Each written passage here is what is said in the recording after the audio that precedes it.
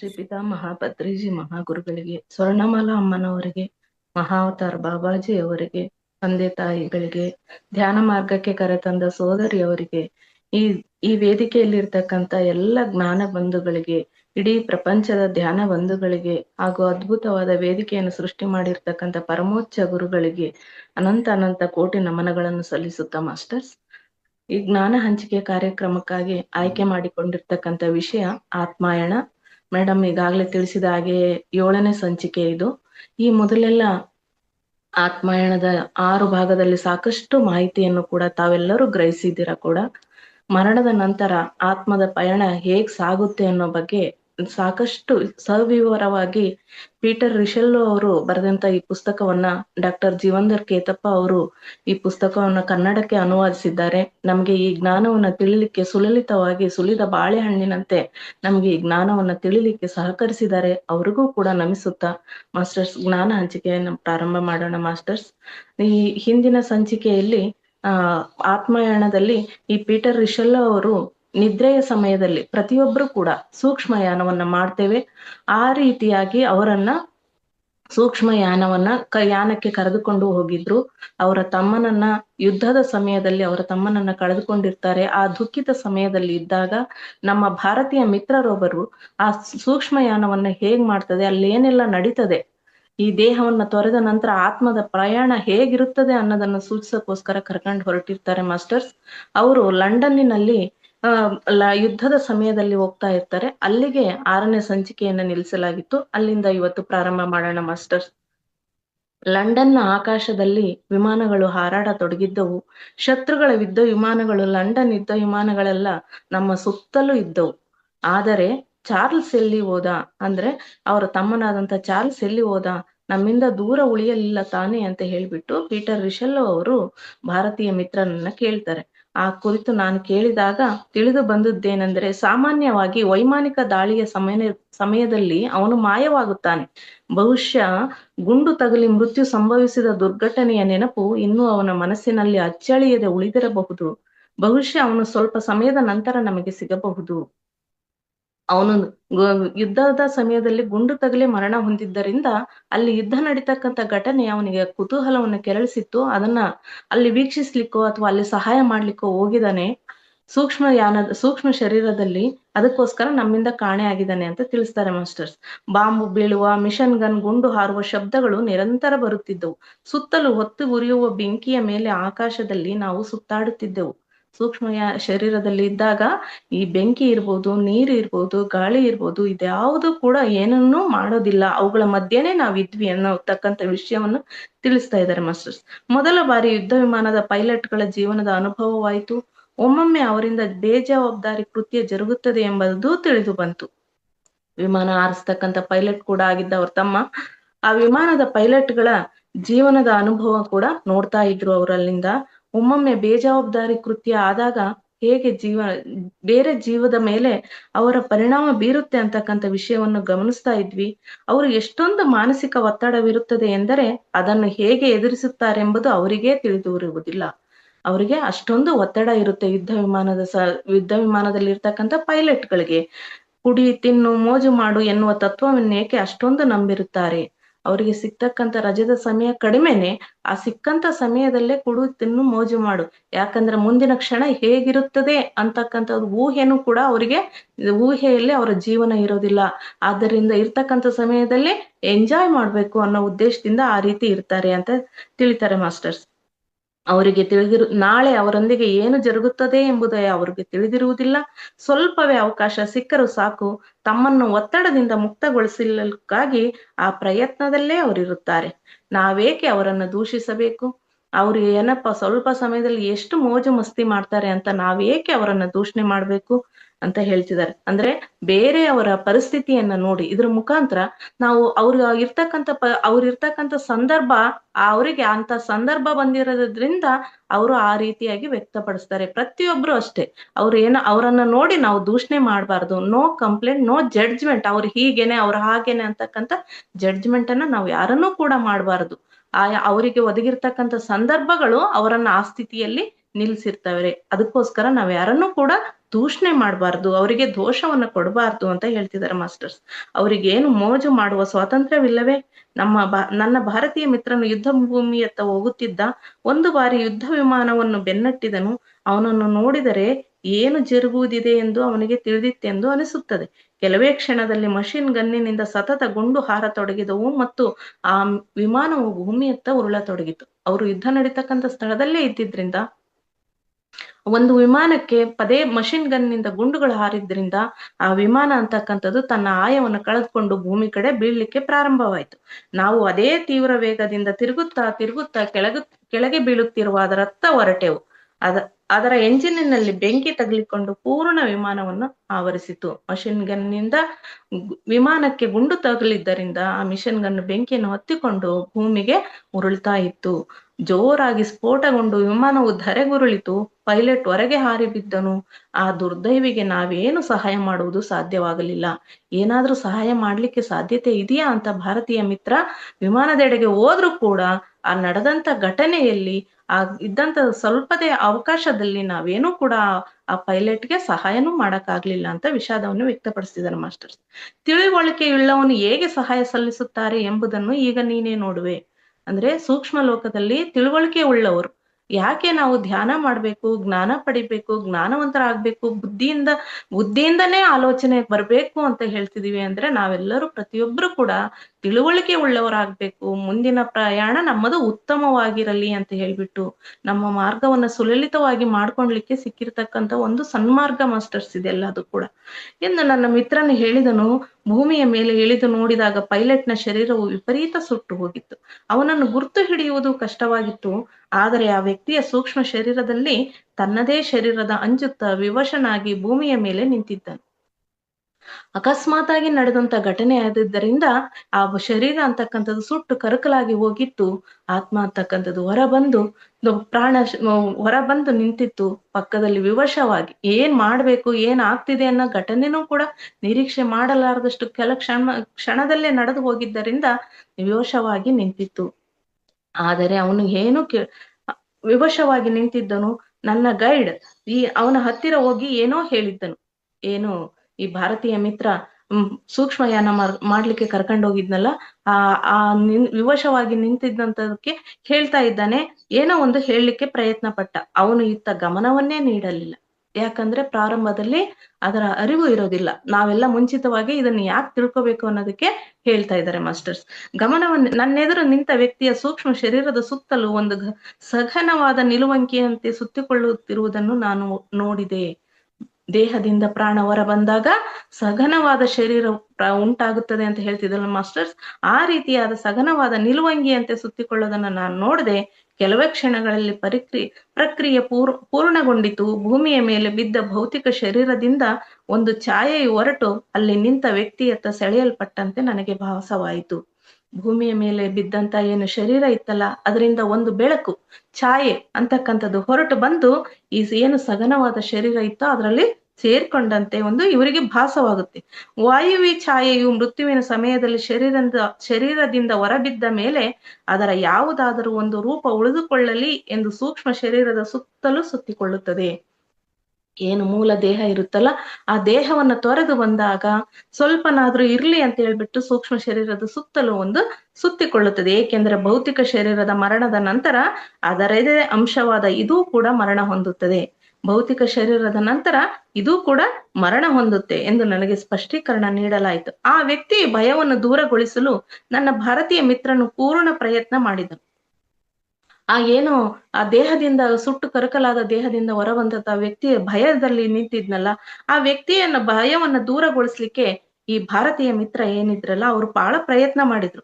ಭಯ ಪಡುವಂತ ಯಾವುದೇ ಕಾರಣವಿಲ್ಲ ಎಂದು ಅವನು ಹೇಳುತ್ತಿರುವುದನ್ನು ನಾನು ಕೇಳಿಸಿಕೊಂಡೆ. ನೀನು ಈಗ ನಿನ್ನ ದೇಹ ಅಲ್ಲಿ ಸುಟ್ಟು ಕರಕಲಾಗಿದೆ ನಿಜ, ನೀನು ಈಗ ಸೂಕ್ಷ್ಮ ಶರೀರಕ್ಕೆ ಬಂದಿದೀಯಾ, ಆದ್ರೆ ಯಾವುದೇ ಭಯ ಪಡಬೇಡ ಅಂತ ಹೇಳ್ಬಿಟ್ಟು ಧೈರ್ಯ ತುಂಬಲಿಕ್ಕೆ ಪ್ರಯತ್ನ ಪಡ್ತಾರೆ. ಆ ಯುವಕನು ಇನ್ನೂ ಸಣ್ಣವನಿದ್ದನು. ಈಗಲೂ ತನ್ನ ಸುತ್ತಲೂ ಘಟಿಸುತ್ತಿರುವ ಬಹಳಷ್ಟು ಘಟನೆಗಳಿಂದ ಅತ್ಯಧಿಕವಾಗಿ ಪ್ರಭಾವಿತನಾಗಿದ್ದನು. ಆಂಬುಲೆನ್ಸ್ ವಾಹನದ ಕೆಲಸಗಾರರು ವಿಮಾನವನ್ನು ಸುಟ್ಟು ಕರಕಲಾಗಿಸಿದ ಬೆಂಕಿಯನ್ನು ಆರಿಸಲು ತೊಡಗಿದ್ದರು. ಆಮೇಲೆ ಅವರು ಅವನ ಶರೀರವನ್ನೆತ್ತಿ ಅತ್ಯಂತ ಸಮ್ಮಾನ ಪೂರ್ವಕವಾಗಿ ತೆಗೆದುಕೊಂಡು ಹೊರಟಿರುವುದನ್ನು ಅವನು ನೋಡಿದನು. ಆಂಬುಲೆನ್ಸ್ನವರು ಬಂದ್ರು, ಮತ್ತೆ ಅಗ್ನಿಶಾಮಕ ದಳದವರು ಬಂದ್ರು, ಬೆಂಕಿಯನ್ನ ಆರಿಸ್ತಾ ಇದ್ರು. ಈತನನ್ನು ಸುಟ್ಟು ಕರಕಲಾಗಿದ್ದ ದೇಹವನ್ನು ತೆಗೆದುಕೊಂಡು ಗೌರವ ಪೂರ್ವಕವಾಗಿ ತೆಗೆದುಕೊಂಡು ಹೋಗ್ತಾ ಇದ್ರು. ಆ ಯುವಕನು ಬಾಂಬ್ ಸ್ಫೋಟಗೊಳ್ಳುವ ಸಪ್ಪಳದಿಂದ ಈಗಲೂ ಪದೇ ಪದೇ ಕಂಪನಗೊಳ್ಳುತ್ತಿದ್ದನು. ಸಾಯುವ ಮುನ್ನ ಆ ಶಬ್ದವನ್ನೇ ಕೇಳ್ತಾ ಕೇಳ್ತಾ ಅವನ ಜೀವವನ್ನ ಅವನು ಸುಟ್ಟು ಹೋಗಿದ್ರಿಂದ ಆ ಭಯ ಅಂತಕ್ಕಂಥದ್ದು ಇತ್ತು. ಅದರಿಂದ ಅವನು ಪದೇ ಪದೇ ಕಂಪನಗೊಳ್ಳುತ್ತಿದ್ದನು. ಅದಕ್ಕೋಸ್ಕರ ಪ್ರಾಣವನ್ನು ತೊರೆಯುವಾಗ ಅಥವಾ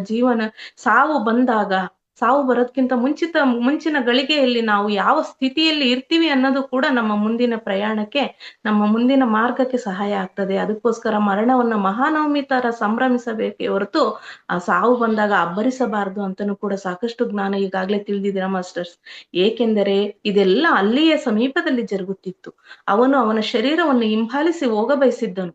ಆಂಬುಲೆನ್ಸ್ ಅಲ್ಲಿ ಅವನ ಶರೀರವನ್ನು ಇಟ್ಕೊಂಡು ಹೋಗ್ತಾ ಇದ್ರೆ ಈ ಸೂಕ್ಷ್ಮ ಶರೀರ ಅವನ ಶರೀರವನ್ನ ಹಿಂಬಾಲಿಸಿ ಹೋಗ್ತಾ ಇತ್ತು.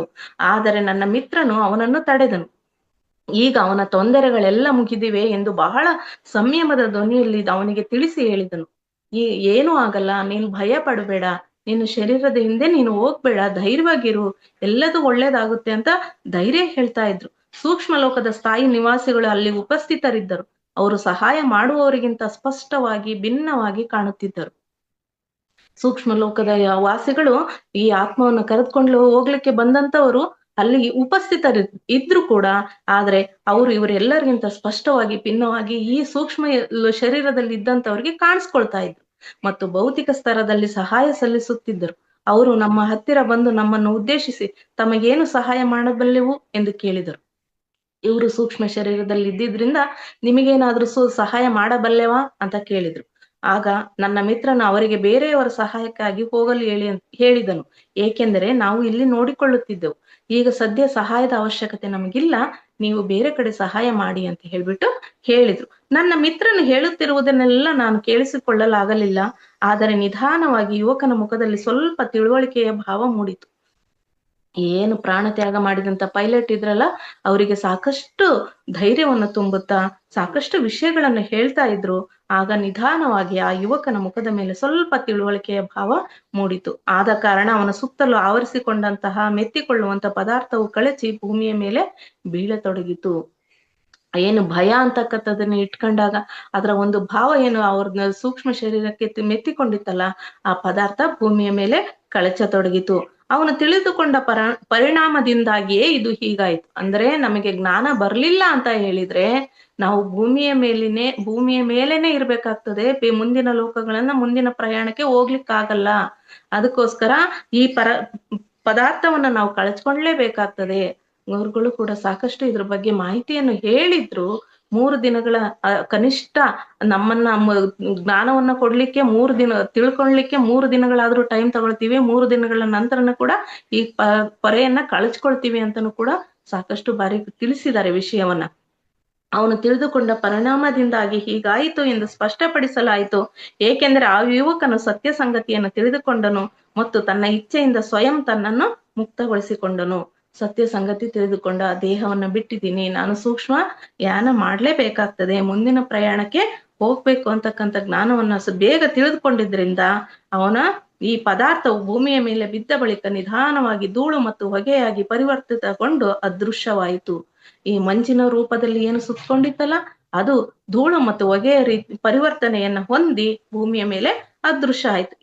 ಇದೆಲ್ಲ ಬಹುಬೇಗ ಹರಡಿ ಹೋಗುತ್ತದೆ. ಏಕೆಂದರೆ ಇದು ವಾಯುವ್ಯ ತತ್ವದಿಂದ ನಿರ್ಮಾಣಗೊಂಡಿರುತ್ತದೆ.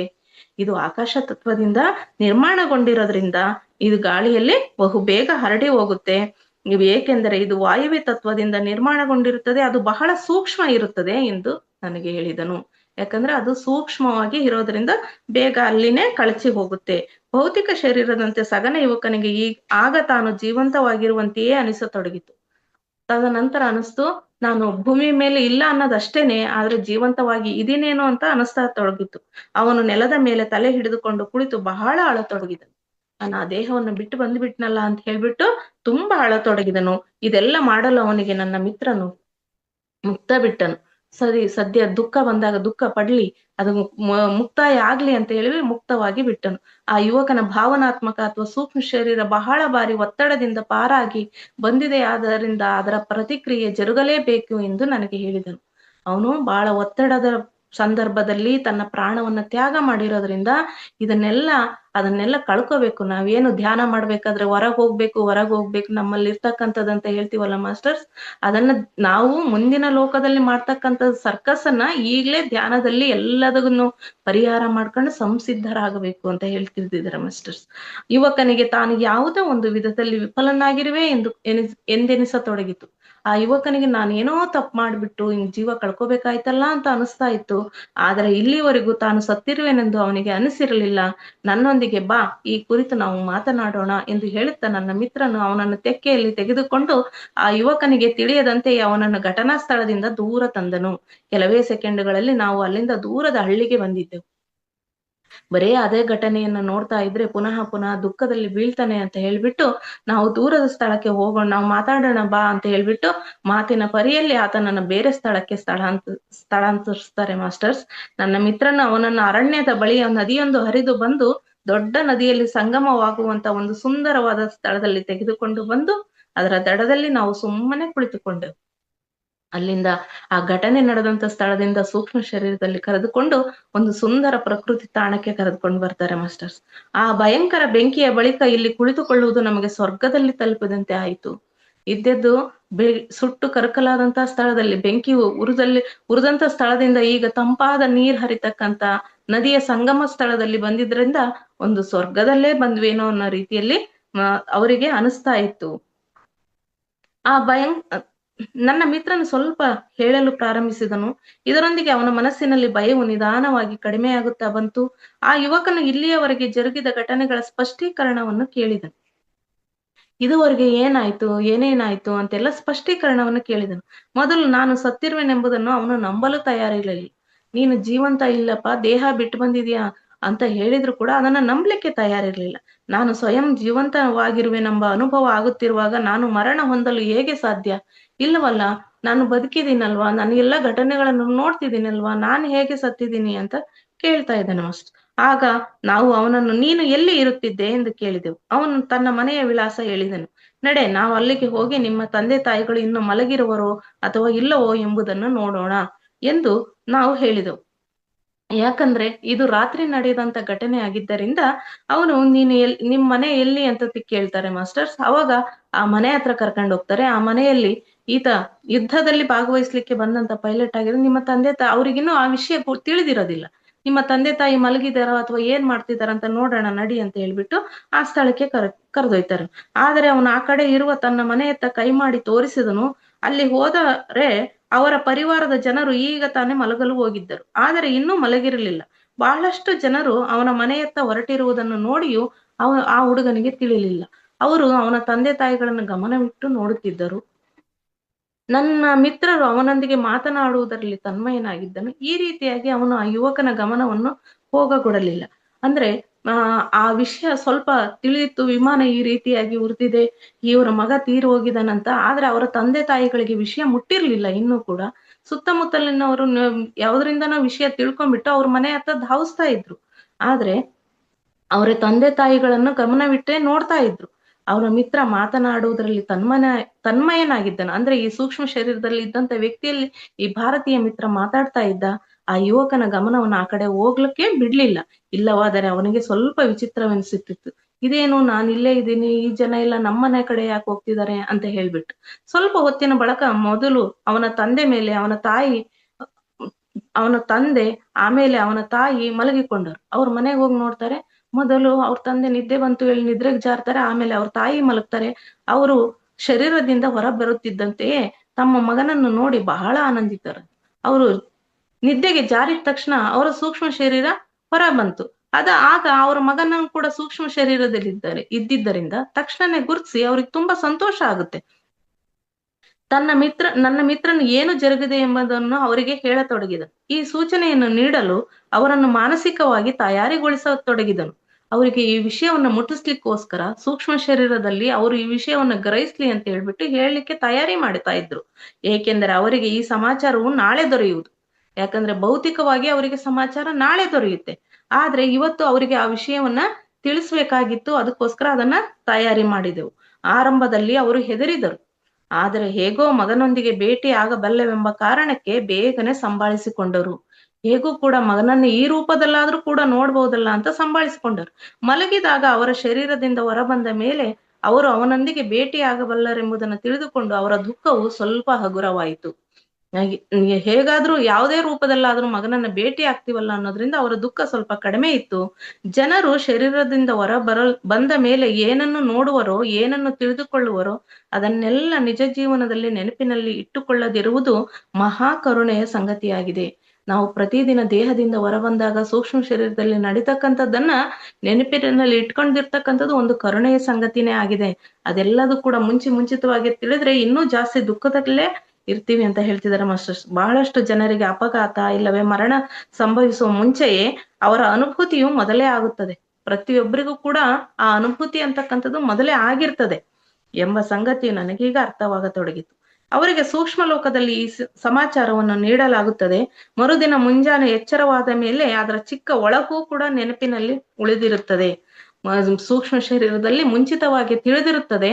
ಯಾವುದೋ ಒಂದು ಸೂಕ್ಷ್ಮವಾಗಿ ಏನೋ ನನಗೆ ಒಂದು ಕನಸು ಬಿತ್ತು ಅನ್ನೋ ರೀತಿಯಲ್ಲಿ ವ್ಯಕ್ತಪಡಿಸ್ತಾ ಇರ್ತಾರೆ ಪ್ರತಿಯೊಬ್ರು ಕೂಡ. ನನಗೆ ಯಾಕೋ ಕನಸಿನಲ್ಲಿ ಈ ತರ ಆಯ್ತು, ಹಾಗಾಯ್ತು, ಹೀಗಾಯ್ತು ಅಂತ. ಅವರೊಂದಿಗೆ ಸ್ವಲ್ಪ ಸಮಯ ಕಳೆದ ನಂತರ ಮೃತ್ಯು ಎಂದರೆ ಏನು, ಇದರ ಕುರಿತು ಸಾಧ್ಯವಾದಷ್ಟು ವಿವರಿಸಿ ಹೇಳಿದನು. ಮೃತ್ಯು ಅಂದ್ರೆ ಏನು? ದೇಹವನ್ನು ತ್ಯಜಿಸುವುದು ಮಾತ್ರ. ಆಮೇಲೆ ಸೂಕ್ಷ್ಮ ಲೋಕದಿಂದ ಬಂದ ಮಹಿಳೆಯೊಬ್ಬಳನ್ನು ಪರಿಚಯಿಸುವೆನು. ಅವಳು ಇವನಿಗೆ ಬಹಳಷ್ಟು ಸಂಗತಿಗಳನ್ನು ವಿವರಿಸಿ ಹೇಳಬಲ್ಲವಳಾಗಿದ್ದಾಳೆ ಎಂದು ನನಗೆ ಹೇಳಿದನು.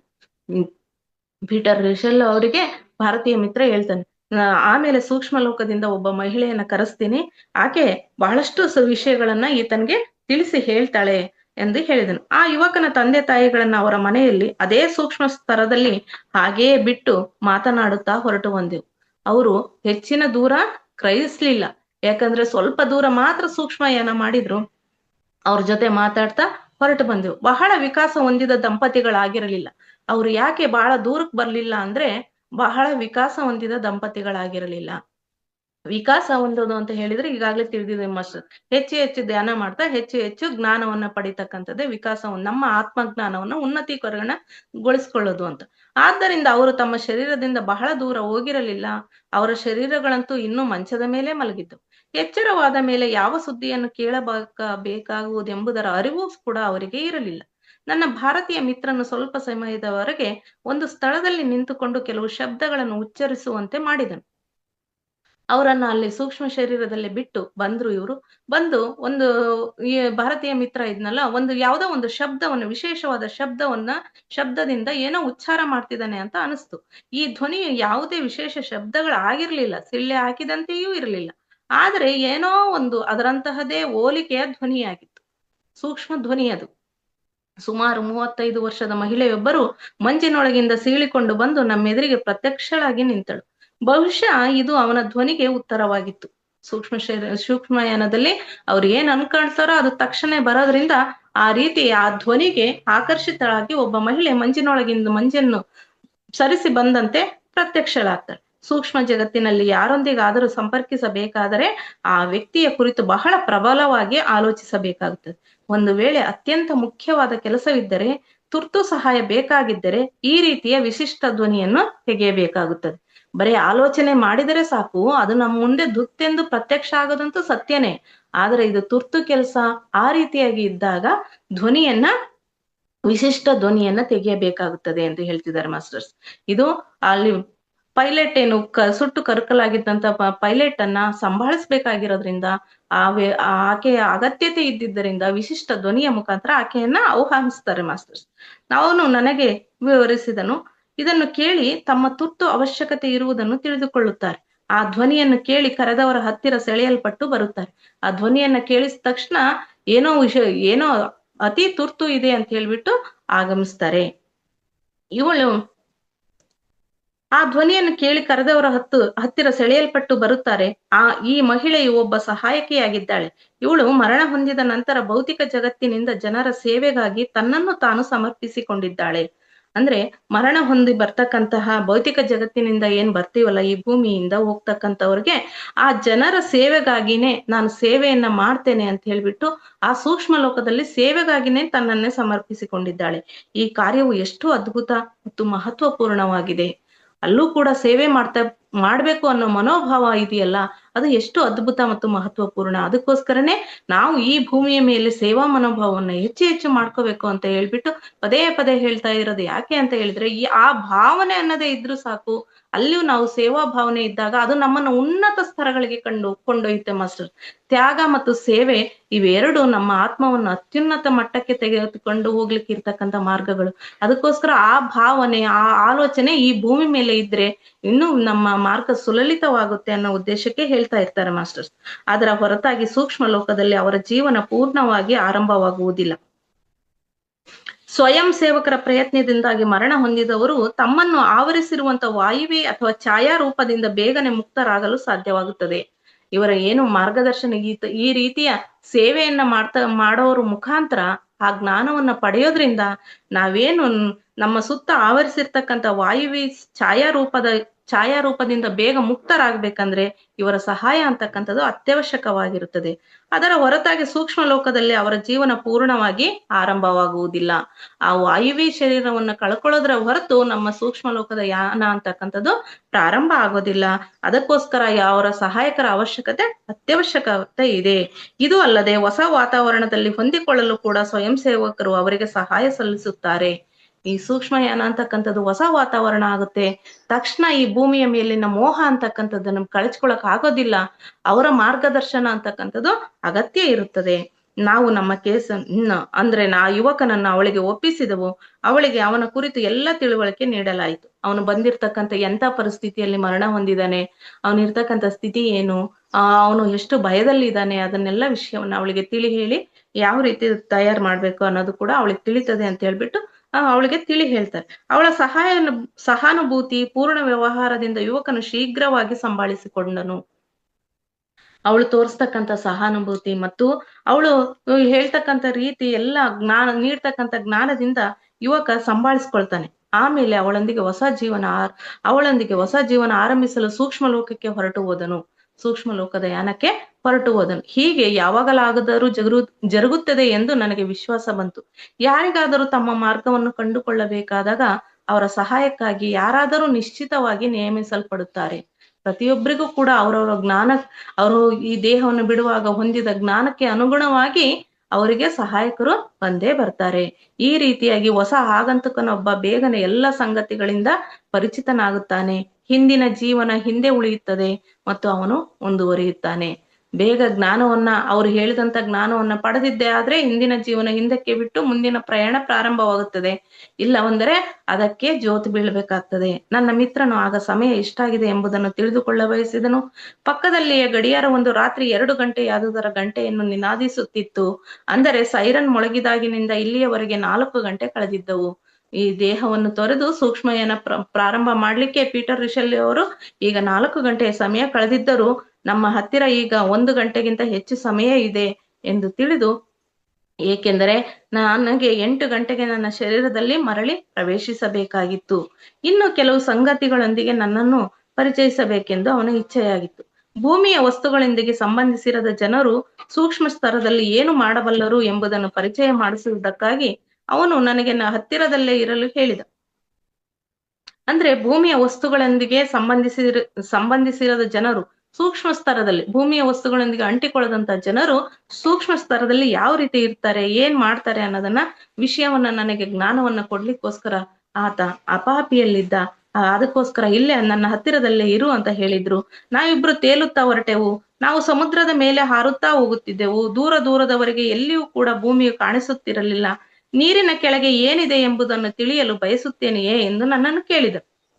ಸಮುದ್ರವನ್ನು ಕೂಡ ಆರಾಮಾಗಿ ದಾಟ್ಕೊಂಡು ಹೋಗುವಂತದ್ದು ಸೂಕ್ಷ್ಮ ಶರೀರದಲ್ಲಿ ಇದ್ದಾಗ ನಡೀತದೆ. ಯಾವುದೇ ಬೆಂಕಿ, ಗಾಳಿ, ನೀರು, ಯಾವುದೇ ಪಂಚಭೂತಗಳು ಅಡ್ಡಿಪಡಿಸಲ್ಲ. ಗೋಡೆಗಳು ಇರ್ಬೋದು, ಯಾವುದೇ ಇರ್ಬೋದು. ಆಗ ಆ ನೀರನ್ನ ನೋಡಿ, ನೀನು ನೀರಿನ ಕೆಳಗೆ ಏನಿದೆ ಅಂತ ತಿಳಿಲಿಕ್ಕೆ ಇಚ್ಛಿಸ್ತೀಯಾ ಅಂತ ಕೇಳ್ತಾರೆ. ಅವಾಗ ಇಲ್ಲ, ನಾನು ಈ ಕುರಿತು ಬಹಳ ಆಲೋಚಿಸಿಲ್ಲ ಎಂದು ಹೇಳಿದನು. ನನ್ನ ಸಮಾನಾಂತರ ಲೋಕದಲ್ಲಿರುವ ಸೂಕ್ಷ್ಮ ಸ್ತರದ ಇತರ ಅನೇಕ ಜೀವಿಗಳೊಂದಿಗೆ ನಾವು ಸಂಪರ್ಕಿಸಬಹುದಾಗಿದೆ ಎಂದು ನನ್ನ ಕರುಣಾಳು ಮಿತ್ರನು ಹೇಳಿದನು. ಅಂದ್ರೆ ಈ ಏನು ಸೂಕ್ಷ್ಮ ಶರೀರದವನ್ನ ಪರಿಚಯ ಮಾಡಿಕೊಳ್ಳಲಿಕ್ಕೆ ಬಂದಂತ ಮಿತ್ರ ಇದ್ನಲ್ಲ, ನಮ್ಮದೇ ಆದಂತ ಸಮಾನಾಂತರ ಲೋಕಗಳು ಇದಾವೆ. ಅಲ್ಲೂ ಕೂಡ ಸೂಕ್ಷ್ಮ ಸ್ತರದ ಇತರೆ ಜೀವಿಗಳೊಂದಿಗೆ ನಾವು ಹೇಗೆ ಸಂಪರ್ಕ ಮಾಡಬಹುದು ಅನ್ನೋ ನಾವು ಕೂಡ ಸಂಪರ್ಕ ಮಾಡಬಹುದು, ಅದು ಹೇಗೆ ಅನ್ನೋದನ್ನ ತಿಳಿಸ್ತಾ ಹೋಗ್ತಾರೆ. ಮೀನುಗಳು ಮತ್ತು ಪಕ್ಷಿಗಳು ಪೂರ್ಣತೆಯನ್ನು ತಲುಪಿದಾಗ ಅವು ಮಾನವನಾಗದೆ ಬೇರೊಂದು ಮಾರ್ಗದಿಂದ ಸಾಗಿ ದೇವ ಅಥವಾ ದೇವದೂತರಾಗಿ ಮುಂದೆ ಹೋಗುತ್ತವೆ. ಅಂದ್ರೆ ಪ್ರಾಣಿ ಪಕ್ಷಿಗಳು ಈ ಮಾನವ ಜನ್ಮ ಬೇಡಪ್ಪ ಅಂತ ಇಚ್ಛಿಸಿದ್ದೇ ಆದ್ರೆ ಅವು ದೇವ ಅಥವಾ ದೇವದೂತರಾಗಿ ಕೂಡ ಹೋಗಬಹುದು. ದೇವತೆಯಾಗಲು ಅವುಗಳಿಗೆ ಮೊದಲು ಮೂಲಭೂತ ಹಂತ ಪ್ರಕೃತಿ ಆತ್ಮ. ಅವರು ದೇವದೂತರಾಗ್ಬೇಕು ಅಂದ್ರೆ ಅವರಿಗೆ ಮೂಲ ಹಂತ ಅಂದ್ರೆ ಪ್ರಕೃತಿ ಆತ್ಮ ಮುಂತಾದ ಬಹಳಷ್ಟು ಹಂತಗಳನ್ನು ದಾಟಿ ಹೋಗಬೇಕಾಗ್ತದೆ. ಈ ಹಂತಗಳನ್ನು ದಾಟಿ ಅವು ಮುಂದೆ ಹೋಗುತ್ತವೆ. ಈ ವಿಕಾಸ ಪದ್ಧತಿಯನ್ನು ತಿಳಿದುಕೊಳ್ಳಬೇಕೆಂದರೆ ಕೆಳಗಿನಿಂದ ಆರಂಭಿಸಬೇಕಾಗಬಹುದು. ನಾವು ನೀರಿನ ಕೆಳಗೆ ಹೋಗಬೇಕಾಗುವುದು ಎಂದು ಹೇಳಿ ಏನೇ ಜರುಗುತ್ತಿದ್ದರೂ ಯಾವುದೇ ಕಾರಣಕ್ಕೂ ಹೆದರಬಾರದು. ಯಾಕಂದ್ರೆ ನೀನು ಸೂಕ್ಷ್ಮ ಶರೀರದಲ್ಲಿದ್ದೀಯಾ, ನೀನು ಭಯ ಅನ್ನೋದು ಪಟ್ಟಿದ್ದೇ ಆದ್ರೆ ಮತ್ತೆ ಮೂಲ ದೇಹಕ್ಕೆ ಹೋಗ್ಬಿಡ್ತೀಯ. ಅದಕ್ಕೋಸ್ಕರ ನೀ ಭಯ ಪಡಬಾರದು ಅಂತ ಮೊದಲೇ ಮುನ್ನೆಚ್ಚರಿಕೆಯನ್ನ ತಿಳಿಸ್ತಾ ಇದ್ದಾರೆ. ಒಂದು ವೇಳೆ ಹೆದರಿದ್ದಾದ್ರೆ ನನಗೆ ತಕ್ಷಣವೇ ನನ್ನ ಭೌತಿಕ ಶರೀರದಲ್ಲಿ ಪ್ರವೇಶಿಸಬೇಕಾಗುವುದು ಮತ್ತು ರಾತ್ರಿ ಇಡೀ ಮಾಡಿರುವುದು ಹಾಗೂ ನೋಡಿರುವುದೆಲ್ಲದೂ ಕೂಡ ಮರೆತು ಹೋಗುತ್ತೆ. ಅದಕ್ಕೋಸ್ಕರ ಯಾವುದೇ ಕಾರಣಕ್ಕೂ ನೀನು ಭಯ ಅಂತಕ್ಕಂಥದ್ದನ್ನ ಪಡಬೇಡ ಅಂತ ಎಚ್ಚರಿಸ್ತಾರೆ. ಎಲ್ಲ ರೀತಿಯಿಂದಲೂ ಭಯವನ್ನು ಮನಸ್ಸಿನಿಂದ ಕಿತ್ತೊಗೆಯಬೇಕು. ಭೌತಿಕ ಜೀವನದ ಹೊರಗೆ ಯಾವುದೇ ವಿಷಯವಾಗಿಯೂ ಹೆದರಬೇಕಾಗಿಲ್ಲ. ಭೌತಿಕ ಜೀವನದಿಂದ ಹೊರಗೆ ಬಂದಾಗ ಯಾವುದೇ ವಿಷಯಕ್ಕೂ ಹೆದರ್ತಕ್ಕಂಥ ಅವಶ್ಯಕತೆನೇ ಇಲ್ಲ ಅಂತ ಒತ್ತಿ ಒತ್ತಿ ಹೇಳಿದ್ರು. ಹಾಗೆ ಮಾಡಬಲ್ಲೆನೆ ಎಂದು ಮತ್ತೊಮ್ಮೆ ಕೇಳಿದನು. ನಾನು ಸ್ವಯಂ ಕೂಡ ನೈಸರ್ಗಿಕವಾಗಿ ಪ್ರತಿಯೊಂದನ್ನು ನೋಡ ಬಯಸುತ್ತಿದ್ದೆನು. ಆದ್ದರಿಂದ ನಾನು ಜೊತೆಗೂಡಲು ಸಮ್ಮತಿಸಿದನು. ಸೂಕ್ಷ್ಮ ಶರೀರದಲ್ಲಿ ಉಸಿರಾಡುವ ಅಗತ್ಯವಿಲ್ಲವಾದ್ದರಿಂದ ನೀರಿನ ಕೆಳಗೆ ಹೋಗುವುದರಿಂದ ನಮ್ಮ ಮೇಲೆ ಯಾವುದೇ ಪರಿಣಾಮ ಉಂಟಾಗುವುದಿಲ್ಲ. ನೀರಿನ ಮೇಲೆ ಇಲ್ಲವೇ ಕೆಳಗೆ ಇರುವುದರಿಂದ ಯಾವುದೇ ವ್ಯತ್ಯಾಸನೂ ಕೂಡ ಉಂಟಾಗುವುದಿಲ್ಲ. ನೀರಿನ ಮೇಲೆ ಇದ್ರೂ ಒಂದೇ, ಕೆಳಗಡೆ ಇದ್ರೂ ಒಂದೇ. ಯಾಕಂದ್ರೆ ಅಲ್ಲಿ ಉಸಿರು ಸಿಕ್ಕೊಳ್ಳುತ್ತೆ, ಉಸಿರು ಕಟ್ಕೊಳ್ಳುತ್ತೆ ಅನ್ನೋ ಭಯ ಇರೋದಿಲ್ಲ. ಅಲ್ಲಿ ಉಸಿರಾಟ ಇಲ್ಲದೆ ಇರೋದ್ರಿಂದ ನಾವು ಎಲ್ಲಿ ಬೇಕಾದ್ರೂ ಚಲಿಸಬಹುದು ಅಂತಕ್ಕಂಥ ವಿಷಯವನ್ನ ಹೇಳ್ತಾರೆ. ನಾವು ನೀರಿನ ಕೆಳಗೆ ತಲುಪಿದೆವು. ಸಮುದ್ರದ ತಳವು ಬಹಳ ಅಶಾಂತವೆನಿಸುತ್ತಿತ್ತು. ಆದರೆ ನಮಗೆ ಇದರಿಂದ ಯಾವುದೇ ವ್ಯತ್ಯಾಸವಾಗುವುದಿಲ್ಲ. ನೀರಿನ ಸ್ಪರ್ಶವು ಸ್ವಲ್ಪ ಭಿನ್ನವೆನಿಸುತ್ತಿತ್ತು. ಉಷ್ಣಾಂಶದಲ್ಲಿ ವಿಶೇಷ ಅಂತರವಿರಲಿಲ್ಲ. ನಾವು ನಿಧಾನವಾಗಿ ಇನ್ನೂ ಕೆಳಗೆ ಇಳಿದೆವು. ನಿಧಾನವಾಗಿ ಏಕೆಂದರೆ ಹೆದರಬಾರದು ಅಂತ, ನನಗೆ ದಿಢೀರ್ ಅಂತ ಭಯ ಆಗ್ಬಾರ್ದು ಅಂತ ನಿಧಾನವಾಗಿ ಕರ್ಕೊಂಡೋದು. ನನಗೆ ಹಾಗೇನು ಗಾಬರಿ ಆಗಲಿಲ್ಲ. ನನ್ನ ತಲೆ ಅಲಗಳಿಗಿಂತ ಕೆಳಗೆ ಹೋದಾಗ ಬೆಳಕಿನ ರೂಪವು ಎಳ್ಳಷ್ಟು ಬದಲಾಗದೆ ಇರುವುದನ್ನು ನೋಡಿ ನನಗೆ ಖುಷಿ ಆಯ್ತು. ನನಗೆ ಸಾಕಷ್ಟು ರೂಢಿಯಾಗಿರುವಂತಹ ಬೂದು ನೀಲಿ ಬೆಳಕು ನಮ್ಮೊಂದಿಗಿತ್ತು. ನನ್ನ ಸುತ್ತಲೂ ಎಷ್ಟೋ ಜೀವಜಂತುಗಳು ಅಡ್ಡಾಡುತ್ತಿದ್ದು, ಬಹುಶಃ ಮೀನುಗಳಿದ್ದು. ಅವು ನಾನು ಅಂದುಕೊಂಡಷ್ಟು ಇರಲಿಲ್ಲ. ನಾವು ಇನ್ನೂ ಕೆಳಗೆ ಇಳಿದೆವು. ಮೀನುಗಳ ಸಂಖ್ಯೆಯು ಕಡಿಮೆಯಾಗುತ್ತಾ ಬಂತು. ಆದರೆ ಯಾವುವು ಕಾಣಿಸುತ್ತಿದ್ದವೋ ಅವು ಆಕಾರದಲ್ಲಿ ಬಹಳಷ್ಟು ದೊಡ್ಡವಿದ್ದು ನಿಧಾನವಾಗಿ ಈಜುತ್ತಿದ್ದವು. ಸಮುದ್ರದ ತಳದಲ್ಲಿ ಕಾಣಿಸುವ ಮೀನುಗಳು ಬಹಳ ವೇಗದಿಂದ ಈಜುತ್ತಿದ್ದವು. ಅಂದ್ರೆ ಸಮುದ್ರದ ಒಳಗೆ ಹೋದಾಗ ಅವರ ಆದಂತ ಅನುಭವಗಳನ್ನು ತಿಳಿಸ್ತಾವ. ಸಾಕಷ್ಟು ದೊಡ್ಡ ದೊಡ್ಡ ಮೀನುಗಳನ್ನು ನೋಡ್ತಾರೆ ಮಾಸ್ಟರ್ಸ್. ಅದರಲ್ಲಿ ಇನ್ನೂ ಕೆಳಗಡೆ ಹೋದಾಗ ಸಮುದ್ರದಲ್ಲಿ ಕಾಣಿಸುವ ಮೀನುಗಳು ಬಹಳ ವೇಗವಾಗಿ ಈಜ್ತಾ ಇದೆ ಅಂತ ಅನಿಸ್ತಾ ಇತ್ತು. ಸಮುದ್ರದ ಕೆಳಗೆ ಭಾರೀ ಗಾತ್ರದ ವಸ್ತುಗಳಿತ್ತು. ಅವುಗಳನ್ನು ನೋಡಿದರೆ ಬಂಡೆಗಲ್ಲುಗಳೇ ಈಜುತ್ತಿರುವಂತೆ ಕಾಣುತ್ತಿತ್ತು. ಸಮೀಪ ಹೋಗಿ ನೋಡಿದಾಗ ಅವುಗಳಲ್ಲಿ ಹೊಳೆಯುವ ಕಣ್ಣುಗಳು ಕಾಣಿಸಿಕೊಂಡವು. ಇವು ಯಾವುದೋ ಒಂದು ರೀತಿಯ ಜೀವನದ ಪ್ರತೀಕಗಳಾಗಿವೆ ಎಂದು ನನ್ನ ಗುರು ಹೇಳಿದನು. ಅಂದ್ರೆ ಸಮುದ್ರದ ತಳದಲ್ಲೂ ಕೂಡ ಏನೇನಿದೆ, ಸೂಕ್ಷ್ಮ ಶರೀರದಲ್ಲಿ ಇರ್ತಕ್ಕಂತಹ ಯಾವ್ಯಾವ ರೀತಿಯ ವಸ್ತುಗಳಿವೆ ಅನ್ನೋದನ್ನ ತೋರಿಸ್ಲಿಕ್ಕೆ ಕರ್ಕೊಂಡು ಹೋಗಿದ್ದಾರೆ ಮಾಸ್ಟರ್ಸ್. ಇವೆಲ್ಲ ಅಸಲು ಪ್ರಾಣವಿರುವ ಜೀವಿಗಳು. ಇವೆಲ್ಲ ಮೀನಿನ ಮೂಲ ತತ್ವದಿಂದ ತಯಾರಾಗುವ ಪ್ರಕ್ರಿಯೆಯಲ್ಲಿದ್ದವು. ಇವು ಎಂದೂ ಮೇಲ್ಮೈ ನೀರಿನಲ್ಲಿ ಕಂಡು ಬರುವುದಿಲ್ಲ. ಅಲ್ಲದೆ ಅವು ಎಂದೂ ಮನುಷ್ಯನೆದುರು ಬರುವುದಿಲ್ಲ. ಇವು ಯಾವಾಗಲೂ ಮೀನುಗಾರರ ಬಲೆಗಳಿಗೆ ತಲುಪಲಾರದಷ್ಟು ಆಳದಲ್ಲಿರುತ್ತವೆ. ಈ ಮನುಷ್ಯ ಎಷ್ಟು ದೂರದಲ್ಲಿದ್ದರೂ ಕೂಡ ಏನನ್ನಾದ್ರೂ ಬೇಟೆ ಆಡೋಂತ ಶಕ್ತಿ ಇದೆ. ಆದರೆ ಪ್ರಕೃತಿ ಅಂತಕ್ಕಂಥದ್ದು ಎಷ್ಟು ನಿಗೂಢವಾಗಿದೆ ಅಂತಕ್ಕಂಥ ವಿಷಯವನ್ನು ಕೂಡ ತಿಳಿಸ್ತಾ ಇದ್ದಾರೆ ಮಾಸ್ಟರ್ಸ್. ಸಮುದ್ರದ ತಳಭಾಗದಲ್ಲಿ ಕಲ್ಲು ಬಂಡೆ ಅಂತ ಇರ್ತಕ್ಕಂತಹ ಜೀವವೂ ಕೂಡ ಇದೆ. ಕೆಲವು ಕ್ಷಣಗಳಲ್ಲಿ ನಾವು ಸಮುದ್ರದ ತಳವನ್ನು ಹೋಗಿ ತಲುಪಿದೆವು. ಅಲ್ಲಿ ಹೋಗಿ ಗಟ್ಟಿಯಾದ ನೆಲದ ಮೇಲೆ ನಮ್ಮ ಕಾಲುಗಳು ಸ್ಪರ್ಶಿಸಿತು. ಭೂಮಿ ಅಂತ ಸ್ಥಾನವಂತೂ ಇರಲಿಲ್ಲ. ಅಲ್ಲಿ ಹೋದಾಗ ನಮ್ಮ ಕಣ್ಣೆದುರು ನಂಬಲಾಗದ ದೃಶ್ಯವಿತ್ತು. ಸಮುದ್ರದ ತಳವು ಸಂಪೂರ್ಣವಾಗಿ ಒಂದು ಉದ್ಯಾನವನವಾಗಿತ್ತು. ಅನೇಕ ಬಣ್ಣ ಬಣ್ಣದ ಬಂಡೆಗಲ್ಲುಗಳು ಹೊಳೆಯುತ್ತಿದ್ದವು. ಆ ಕಡೆ ಈ ಕಡೆ ಅನೇಕ ಗುಹೆಗಳಿದ್ದವು. ಅವುಗಳಲ್ಲಿ ಕತ್ತಲೆ ಇರಲಿಲ್ಲ, ಆದರೆ ಹೊರಗಿನಷ್ಟು ಅವುಗಳಲ್ಲಿ ಬೆಳಕೂ ಇರಲಿಲ್ಲ. ಇವುಗಳಲ್ಲಿ ಒಂದು ಗುಹೆಯಲ್ಲಿ ನನ್ನನ್ನು ಕರೆದುಕೊಂಡು ಹೋಗಲಾಯಿತು. ಆ ಸ್ಥಳವು ಅಸಂಖ್ಯ ಮೂಲ ತತ್ವಗಳ ನೆಲೆಯಾಗಿತ್ತು. ಇದನ್ನು ನೋಡುವುದು ನನಗಿಷ್ಟವಾಗಲಿಲ್ಲ. ಸಣ್ಣ ಆನೆಯಂತೆ ಅವುಗಳ ಆಕಾರವಿತ್ತು. ಇವುಗಳ ಕಣ್ಣುಗಳು ಮಿಂಚಿನಂತೆ ಹೊಳೆಯುತ್ತಿದ್ದವು ಮತ್ತು ನಮ್ಮನ್ನು ಅವುಗಳತ್ತ ಆಕರ್ಷಿಸುತ್ತಿದ್ದವು. ಇದು ತನ್ನ ಮೀನು ಹಾಗೂ ಜಲಚರಗಳನ್ನು, ಆಹಾರವನ್ನು ತನ್ನ ಕಣ್ಣುಗಳ ಮೂಲಕವೇ ಆಕರ್ಷಿಸುತ್ತಿದೆ ಎಂದು ನನಗೆ ಆಗ ಅನ್ನಿಸಿತು. ನಾನು ಅದರತ್ತ ಸೆಳೆಯಲ್ಪಡುತ್ತಿದ್ದೇನೆ ಎಂದು ಕೂಡ ಅನಿಸಿತು. ಒಂದು ಕ್ಷಣ ಹೆದರಿಕೆಯೂ ಆಯಿತು. ಆದರೆ ನನ್ನ ಭಾರತೀಯ ಮಿತ್ರನು ನನಗೇನು ಹಾನಿ ಆಗುವುದಿಲ್ಲ ಹಾಗೂ ಹೆದರುವ ಅವಶ್ಯಕತೆ ಇಲ್ಲ ಎಂದು ಹೇಳಿದ್ದೆನು. ನಾವು ನೋಡುತ್ತಿರುವ ಆ ಜೀವಿಗೆ ನಿಶ್ಚಿತವಾಗಿ ನಮ್ಮ ಉಪಸ್ಥಿತಿಯು ತಿಳಿದಿತ್ತು. ನಾವು ನೋಡಿದ್ದಿದ್ದು ಅವುಗಳ ಸೂಕ್ಷ್ಮ ಶರೀರವಾಗಿದೆ ಎಂದು ನನ್ನ ಮಿತ್ರನು ಹೇಳಿದನು. ಒಂದು ಸಣ್ಣ ಆನೆಯಂತ ರೂಪದಲ್ಲಿ ಕಾಣ್ತಕ್ಕಂಥದ್ದು ಅದು ಒಂದು ಸೂಕ್ಷ್ಮ ಶರೀರ. ಅಲ್ಲಿ ಅಲ್ಲಿ ಏನೇನ್ ನಡೀತದೆ ಅನ್ನೋದನ್ನ ನೋಡಷ್ಟೇ, ಭಯ ಪಡ್ಬೇಡ ಅಂತ ಹೇಳ್ಬಿಟ್ಟು ಭಾರತೀಯ ಮಿತ್ರ ಧೈರ್ಯ ನೀಡ್ತಾ ಮುಂದೆ ಕರ್ಕೊಂಡು ಹೋದ. ನಾವು ಗುಹೆಯಿಂದ ಹೊರಬಂದು ಮತ್ತೊಮ್ಮೆ ಹೊರಗಿನ ಸೌಂದರ್ಯವನ್ನು ಆಸ್ವಾದಿಸುತ್ತಿದ್ದೆವು. ಧಕ್ ಧಕ್ ಅಂತ ಧ್ವನಿ ಮೆಲ್ಲಗೆ ಕೇಳಿಸಿತು. ಯಾವುದೇ ಸಂಗೀತವಿದ್ದಂತೆ ಅನಿಸುತ್ತಿತ್ತು. ನಾವು ನಿಂತುಕೊಂಡೆವು. ಆ ಧ್ವನಿಯು ಸಮೀಪ ಬರತೊಡಗಿತು. ಕೆಲವೇ ಕ್ಷಣಗಳಲ್ಲಿ ನಾನು ಪ್ರಾಣಿ, ಮೀನು ಮತ್ತು ಮಾನವನು ಅಲ್ಲದ ಸುಮಾರು 20 ಜೀವಿಗಳ ಒಂದು ಗುಂಪನ್ನು ನೋಡಿದೆನು. ಅವುಗಳ ತಲೆಯ ಭಾಗ, ಮುಖ, ಮೂಗುಗಳೆಲ್ಲ ಮನುಷ್ಯನಂತೆಯೇ ಇದ್ದವು. ಆದರೆ ಸಮುದ್ರದಲ್ಲಿ ತೇಲುವ ಹಸಿರು ಕಳೆಯಲ್ಲಿ ಸುತ್ತಲ್ಪಟ್ಟಂತೆ ಕಾಣುತ್ತಿದ್ದ ಅವುಗಳ ಶರೀರವು ಮಾತ್ರ ಬಹಳ ಸುಂದರವಾಗಿತ್ತು. ಸಾಗರದ ತಳದಲ್ಲಿ ತೇಲುತ್ತಾ ಅವು ಒಂದು ಗೀತೆಯನ್ನು ಹಾಡಿದವು. ಕೆಲವು ಜೀವಿಗಳು ವಾದ್ಯವೊಂದನ್ನು ನುಡಿಸಿದ್ದವು. ಬೀಸುವ ಗಾಳಿಯಂತೆ ಅದರ ಧ್ವನಿ ಇತ್ತು. ಇವುಗಳೆಲ್ಲ ಒಟ್ಟು ಗೋಷ್ಠಿಯ ಪರಿಣಾಮವು ಆಕರ್ಷಕವಾಗಿತ್ತು. ಇದು ಸಾಗರದ ಆಳವಾದ ತಳದಲ್ಲಿರುವ ಸಮುದ್ರದ ಆತ್ಮಗಳ ಕಾರ್ಯವಾಗಿತ್ತು. ಇದೆಲ್ಲ ಸಮುದ್ರದ ತಳದಲ್ಲೂ ಇರ್ತಕ್ಕಂಥ ಆತ್ಮಗಳ ಕೆಲಸ. ಈ ರೀತಿಯಾಗಿ ನಡೀತಾ ಇರ್ತದೆ. ನಾವು ಎಲ್ಲೆಲ್ಲೋ ನಾವಷ್ಟೇ ಸೃಷ್ಟಿ ಮಾಡಿರೋದನ್ನು ಸಂಗೀತ, ಹಾಡು ಅಂತ ಎಲ್ಲ ತಿಳಿತೀವಿ ಮಾಸ್ಟರ್ಸ್. ಪ್ರತಿಯೊಂದು ಕೂಡ ಮೂಲದಲ್ಲೇ ಇದೆ ಅಂತಕ್ಕಂಥ ವಿಷಯವನ್ನ ತಿಳಿಸ್ತಾ ಹೋಗ್ತಾ ಇದ್ದಾರೆ. ಈ ಸಂಗೀತವನ್ನು ನಾನು ಬಹಳ ಹೊತ್ತಿನವರೆಗೆ ಕೇಳಬಲ್ಲವನಾಗಿದ್ದೆ. ಕೆಲವು ಏರು ಧ್ವನಿಯಲ್ಲಿ, ಇನ್ನು ಕೆಲವು ಇಳಿತದ ಧ್ವನಿಯಲ್ಲಿ ಹಾಡುತ್ತಿದ್ದರು, ನುಡಿಸುತ್ತಿದ್ದರು. ವಿಭಿನ್ನ ಸ್ವರಗಳಿದ್ದವು. ಆದರೆ ಒಟ್ಟಾರೆಯಾಗಿ ಒಳ್ಳೆಯ ಸಂಗೀತವಿತ್ತು. ಮತ್ತೆ ಯಾವಾಗಲಾದರೂ ಕೇಳಬಹುದು, ಆದರೆ ಈಗ ನಮಗೆ ಹೊರಡುವ ಸಮಯವಾಗಿದೆ ಎಂದು ಮಿತ್ರನು ನನಗೆ ಹೇಳಿದನು. ನಾವು ಹೊರಡುವ ಸಮಯ ಆಗಿದೆ, ಹೊರಡೋಣ ಅಂತ ಹೇಳಿ ಆ ಸಂಗೀತವನ್ನೇ ಕೇಳ್ತಾ ಮೈಮರೆಯುವಷ್ಟು ಇತ್ತು ಅಂತ ಹೇಳ್ತಾರೆ ಮಾಸ್ಟರ್. ನಾನು ನನ್ನ ಮಾರ್ಗದರ್ಶಕನೊಂದಿಗೆ ಹೊರಟೆನು. ಬಹು ಬೇಗನೆ ಸಮುದ್ರದ ಮೇಲೆ ಬಂದೆವು. ಯಾವುದೇ ವಿಶೇಷ ಪ್ರಯತ್ನವಿಲ್ಲದೆ ಗಾಳಿಯಲ್ಲಿ ಮೇಲೆ ಹಾರುತ್ತಾ ನಮ್ಮ ಪಯಣ ಆರಂಭಿಸಿದೆವು. ಬಹು ವೇಗದಿಂದ ಹೊರಟೆವು. ಭೂಮಿಯ ಲೆಕ್ಕದಲ್ಲಿ ನಮ್ಮ ಗತಿಯು ಬಹಳ ವೇಗವಾಗಿದ್ದಿರಬಹುದು, ಆದರೆ ಸ್ವಯಂ ನನಗೆ ವೇಗದ ಕುರಿತು ಅಂತ ವಿಶೇಷವೇನು ಅನ್ನಿಸುತ್ತಿರಲಿಲ್ಲ.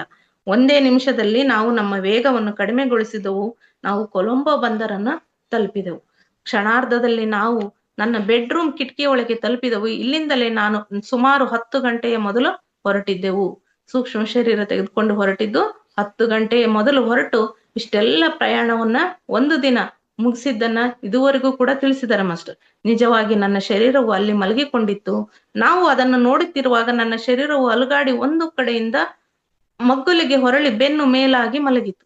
ಇದರತ್ತ ನನ್ನ ಗಮನವನ್ನು ಆಕರ್ಷಿಸುತ್ತಾ ನನ್ನ ಗುರು ಈ ರೀತಿಯಾಗಿ ವಿವರಿಸಿದನು.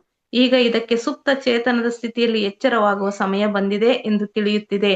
ಇನ್ನು ಕೆಲವೇ ಕ್ಷಣಗಳಲ್ಲಿ ಇಲ್ಲಿಂದ ಒಂದು ಸಂದೇಶವು ರವಾನೆಯಾಗುವುದು. ಆಗ ನಾನು 10,000 ಮೈಲುಗಳ ಆಚೆ ಇದ್ದರೂ ತಕ್ಷಣದಲ್ಲಿಯೇ ಇಲ್ಲಿ ಮರಳಿ ಬರಬೇಕಾಗುವುದು. ಈ ಸಂದೇಶದ ಅರ್ಥವೇನೆಂದರೆ, ಶರೀರವು ಈಗ ತನ್ನ ನಿದ್ರೆಯ ಕೋಟ ಪೂರ್ಣಗೊಳಿಸಿದೆ ಮತ್ತು ಈಗ ಎಚ್ಚರಗೊಂಡು ಕೆಲಸ ಮಾಡ ಬಯಸುತ್ತದೆ. ನಾವು ನಿದ್ರೆಯಲ್ಲಿ ಒಂದು ಮಗ್ಗಲ್ ಬದಲಿಸ್ತಾ ಇದ್ದೀವಿ ಅಂತ ಹೇಳಿದ್ರೆ ಆ ಕ್ಷಣದಲ್ಲೇ ಸೂಕ್ಷ್ಮ ಶರೀರ 10,000 ಕೋಟಿ ಮೈಲು ದೂರ ಇದ್ರೂ ಕೂಡ ಅದು ತಕ್ಷಣಕ್ಕೆ ಬಂದು ಸೇರ್ಕೊಳ್ಳುತ್ತೆ. ಅದಕ್ಕೋಸ್ಕರ ಹೇಳ್ತಾರೆ, ದೀರ್ಘ ನಿದ್ರೆಯಲ್ಲಿರುವಾಗ ತಕ್ಷಣನೇ ಬಡಿದು ಎಚ್ಚರಿಸಬಾರದು. ಮತ್ತೆ ಕೆಲವೊಂದ್ಸರಿ ಬಡಿದು ಎಚ್ಚರಿಸಿದಾಗ ಕೆಲವ್ರಿಗೆ ಕೋಪ ಬಂದ್ಬಿಡುತ್ತೆ. ಅಲ್ಲಿ ಏನೋ ಸೂಕ್ಷ್ಮ ಶರೀರದಲ್ಲಿ ಕೆಲಸ ಮಾಡ್ತಾ ಇರ್ತಾರೆ, ತಕ್ಷಣ ನಾವು ಮುಟ್ಟಿ ಎಚ್ಚರಿಸಿದಾಗ ಅವ್ರಿಗೆ ಕೋಪ ಬರೋದು ಅಥವಾ ದಿಢೀರಂತ ಮೈಯೆಲ್ಲ ಕೊಡ್ಕೊಂಡು ಎಚ್ಚರ ಆಗೋದು, ಅವೆಲ್ಲ ಇದೇ ಕಾರಣ ಮಾಸ್ಟರ್ಸ್. ಅಂದ್ರೆ ಸೂಕ್ಷ್ಮ ಶರೀರ ಹೊರಗೆ ಹೋಗಿರುತ್ತೆ, ದಿಢೀರ್ ಅಂತ ನಮ್ಗೆ ದೇಹಕ್ಕೆ ಆ ತಕ್ಷಣ ಚೇತನದ ಅವಶ್ಯಕತೆ ಇದೆ ಅಂತ ಹೇಳ್ಬಿಟ್ಟು ಅನಿಸಿದಾಗ ಆಗ ದಿಢೀರ್ ಅಂತ ಸೂಕ್ಷ್ಮ ಶರೀರ ಸೇರ್ಕೊಂಡಾಗ ಆಗ್ತಕ್ಕಂತ ಅದು ಬದಲಾವಣೆ. ಅಷ್ಟು ಹೊತ್ತಿನವರೆಗೆ ಅವಶ್ಯಕವಾಗಿ ಶರೀರವು ಮಲಗಿಯೇ ಇರುವುದು ಹೇಗೆ ಸಾಧ್ಯ ಎಂದು ನಾನು ಕೇಳಿದೆ.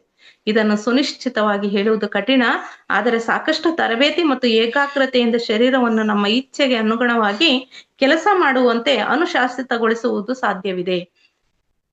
ಅದು ಹೇಗೆ ಅಂತ ಕೇಳಿದಾಗ ಅದನ್ನು ಹೇಳ್ತಕ್ಕಂಥದ್ದು ಕಷ್ಟ, ಆದ್ರೆ ಸಾಕಷ್ಟು ತರಬೇತಿಯನ್ನ ಪಡ್ಕೊಂಡಾಗ ಮತ್ತು ಏಕಾಗ್ರತೆಯಿಂದ ಶರೀರವನ್ನ, ಯಾಕೆ ನಮ್ಮ ಶರೀರದ ಪ್ರತಿಯೊಂದು ಆಗ್ತಕ್ಕಂಥ ಭಾವನೆ, ಆಲೋಚನೆ, ಮಾತು ಪ್ರತಿಯೊಂದನ್ನು ಗಮನಿಸ್ಬೇಕು ಅಂತ ಹೇಳಿದ್ರೆ ನಮ್ಮಲ್ಲಿ ನಮ್ಗೆ ಏಕಾಗ್ರತೆ ಬರಬೇಕು ಮಾಸ್ಟರ್ಸ್. ಈ ಪಂಚಭೂತಗಳಿಗೆ ಅನುಗುಣವಾಗಿ ಬರೀ ಹೊರದೃಷ್ಟಿ ಹೊರಗಮನ ಆಗಿ ನಮ್ಮ ಶರೀರದ ಬಗ್ಗೆ ಗಮನನೇ ಇಲ್ದ ಹಾಗೆ ಆಗಿದೆ. ನಮ್ಮನ್ನ ನಾವು ಗಮನಿಸ್ತಾ ಬೇಕು. ಯಾಕೆ ಏಕಾಗ್ರತೆ ಬೇಕು ಅಂದ್ರೆ ಇದೇ ಉದ್ದೇಶ ಮಾಸ್ಟರ್ಸ್. ನಮ್ಮ ಇಚ್ಛೆಗೆ ಅನುಗುಣವಾಗಿ ಕೆಲಸ ಮಾಡುವಂತೆ ಅನುಶಾಸಿತಗೊಳಿಸಿಕೊಳ್ಳುವುದು ಸಾಧ್ಯವಿದೆ. ಇದನ್ನೆಲ್ಲ ಮಾಡಲು ಬಹುದೀರ್ಘ ಸಮಯದ ಅವಶ್ಯಕತೆ ಇದೆ.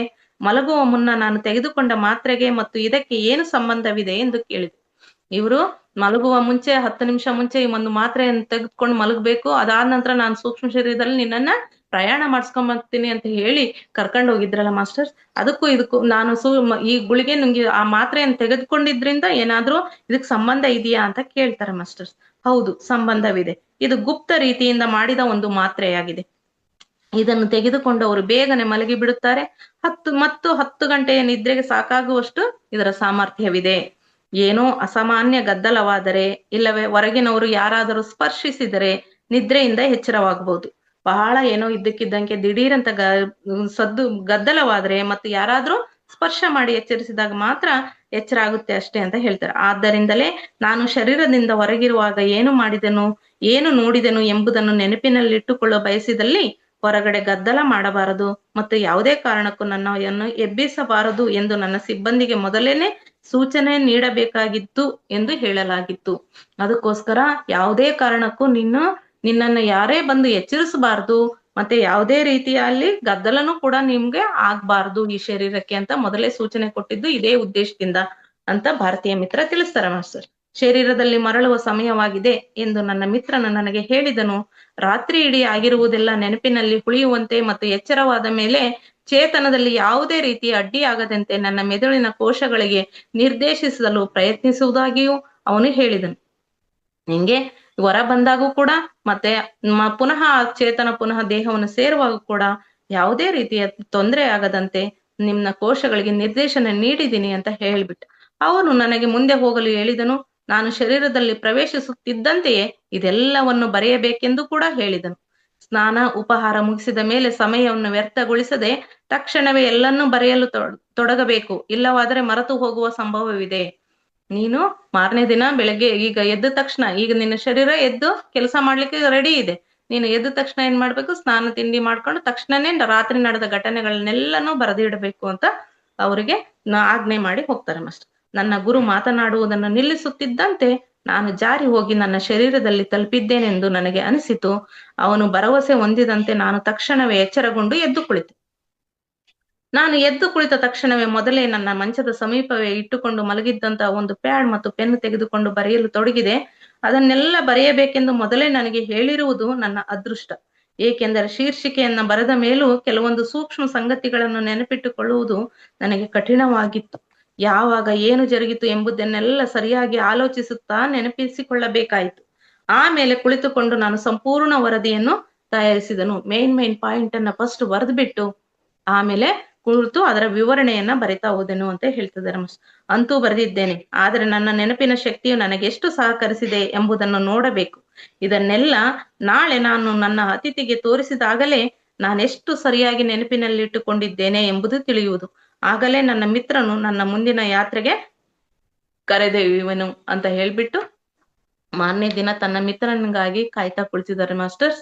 ಇಷ್ಟು ತಮ್ಮ ಒಂದು ದಿನದ ಸೂಕ್ಷ್ಮಯಾನದಲ್ಲಿ ನಡೆದಂತಹ ವಿಷಯವನ್ನ ಈಗ ಸುಮಾರು 4 ಸಂಚಿಕೆಗಳಿಂದ ತಿಳಿತಾ ಬಂದ್ವಿ ಮಾಸ್ಟರ್ಸ್. ಒಂದು ದಿನ ರಾತ್ರಿಯಲ್ಲಿ ನಡೆದಂತ ಯಾನವನ್ನ, ಇಷ್ಟು ಜ್ಞಾನವನ್ನ ತಮ್ಮೆಲ್ಲರಿಗೂ ಹಂಚಲಿಕ್ಕಾಗಿ ಅವಕಾಶ ಕೊಟ್ಟಂತ ಪರಮೋಚ್ಚ ಗುರುಗಳಿಗೂ ಈ ಜ್ಞಾನ ಹಂಚಿಕೆ ಸಹಕರಿಸಿದ ಎಲ್ಲ ಅದ್ಭುತವಾದಂತ ವೇದಿಕೆಗೂ ಹಾಗೂ ಆಲಿಸಿದಂತವರಿಗೂ ಕೂಡ ನಮಿಸುತ್ತಾ thank you madam. Thank you masters.